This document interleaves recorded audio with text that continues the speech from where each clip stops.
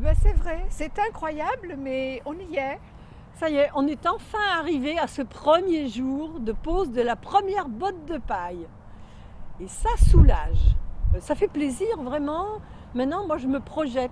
Je sais que je vais venir habiter à Chamarel. Ça y est, ça va se faire, ça va se faire. On va être voisines. C'est peu dire que nous sommes très heureux de pouvoir aujourd'hui organiser cette manifestation qui est un peu le coup d'envoi concret de notre projet. Ce projet a débuté en 2009, donc c'est vrai qu'on était un peu impatients. Voilà, mais tout arrive. Nous sommes heureux, mais nous sommes très fiers aussi, parce qu'avant d'en arriver là, le chemin a été parfois difficile, compliqué. Nous avons traversé quelques épreuves, fourni un travail important, subi parfois des moments de découragement et de stress. Nous n'avons jamais regretté d'avoir commencé cette aventure, car à chaque étape, nous avons rencontré des personnes bienveillantes qui ont cru en notre projet. Ces rencontres n'ont pas toujours débouché sur des aides concrètes, mais toujours elles ont été pour nous une source d'enrichissement et d'apprentissage. Pour le coup, ce sont des habitants qui se sont saisis d'un projet, qui l'ont mûrement réfléchi et qui sont allés chercher des partenaires. Notre municipalité a à cœur de développer la démocratie participative, de diversifier l'habitat comme le bien vieillir à Vaux-en-Velin. Ceci explique en partie les difficultés que nous avons surmontées ces derniers mois, puisque la difficulté, c'est que le projet Chamarel était dans un paquet commun, on va dire, de construction qui contribuait à densifier l'habitat sur ce quartier et que la municipalité avait fait le choix de réduire cela sur le quartier. Néanmoins, nous étions et nous sommes très attachés à diversifier l'habitat. Donc nous avons cherché des solutions et nous avons trouvé, puisque effectivement ce 1er décembre, si vous le souhaitez, vous êtes invités, c'est grand ouvert à tout le monde tout le temps. Un conseil municipal extraordinaire se tiendra pour traiter notamment des modalités de paiement du compromis de vente, du protocole d'accord tripartite ainsi que de la garantie d'emprunt, accordée donc par la métropole de Lyon à 50% et par la municipalité au même niveau. Et on est chez nous.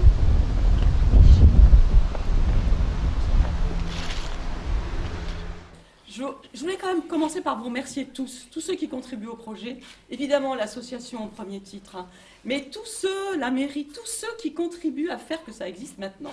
Parce que j'ai la chance de pouvoir voir l'aboutissement et je trouve qu'il vous a fallu beaucoup de ténacité, beaucoup d'humour et vous n'en manquez pas.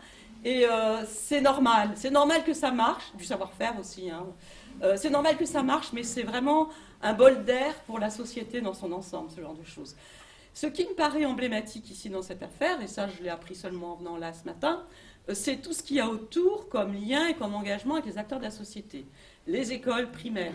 Comment est-ce que du coup les enfants s'approprient concrètement comment ça donne du sens aussi à leur apprentissage, ça c'est vraiment essentiel. Les étudiantes d'archi, et ça je trouve ça formidable, vous avez à Vaud quand même une école d'archi, le NTPE, que vous sachiez faire des liens comme ça, remettre, j'allais dire, du lien, parce que ça, de mon point de vue à moi, ça a existé il y a 40 ans, ce genre de pratique innovante. Moi j'habite l'agglomération grenobloise, ça a existé et c'est en perte de vitesse et vous redonnez à nouveau du souffle et du sens à une société globalement. Pour moi, il me semble, hein, Armand, c'était vraiment un projet global.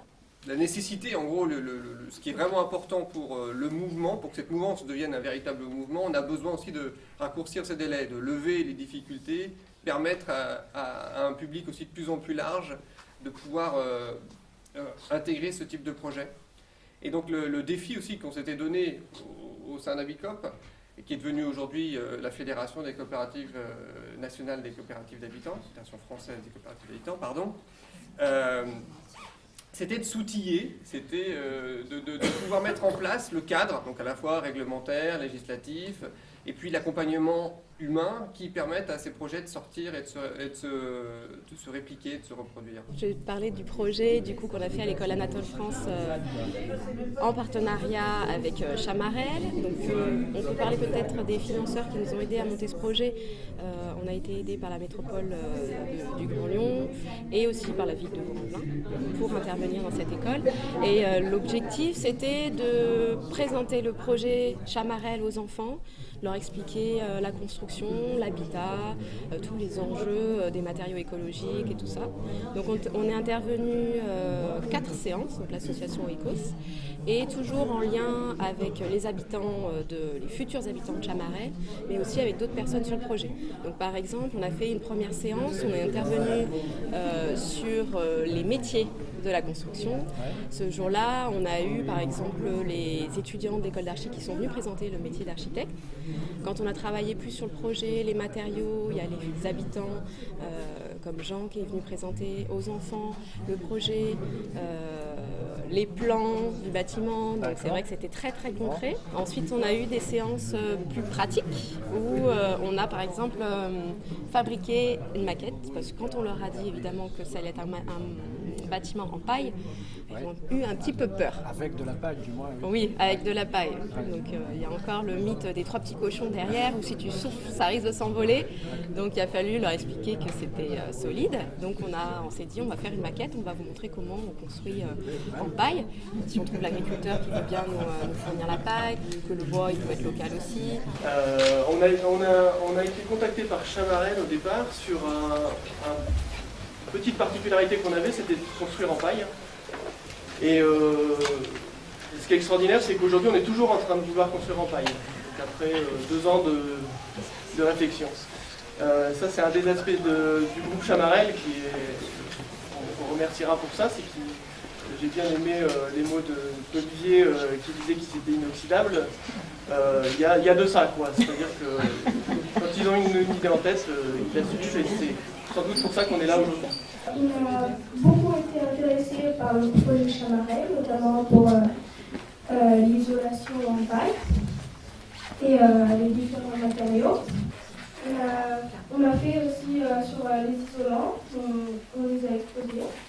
On a fait sur différents matériaux, la paille, les pierres, le parfum, les poutres en bois, les couteaux, et on a fait les isolants. On a écrit en quoi c'est bien, en quoi c'est moins bien. On compte ensemble ? 1, 2, 3. Je disais tout à l'heure que nous avions traversé des moments difficiles. Nous savons qu'il y en aura d'autres. Mais globalement, nous avons plutôt eu de la chance. Nous avons aussi beaucoup ri, échangé, appris, et les prochaines échéances sont plutôt réjouissantes. La signature de la vente du terrain est imminente. Nous avons trouvé l'assurance des garanties et les travaux devraient démarrer avant le 12 décembre. Je terminerai simplement en revenant sur nos valeurs de solidarité et de refus de la spéculation. Ces valeurs ont tout leur sens si l'on souhaite construire une autre société que celle dans laquelle nous vivons actuellement. Le mouvement des coopératives d'habitants participe à cette construction. Nous espérons que Chamarel apportera son petit brin de paille à l'édifice.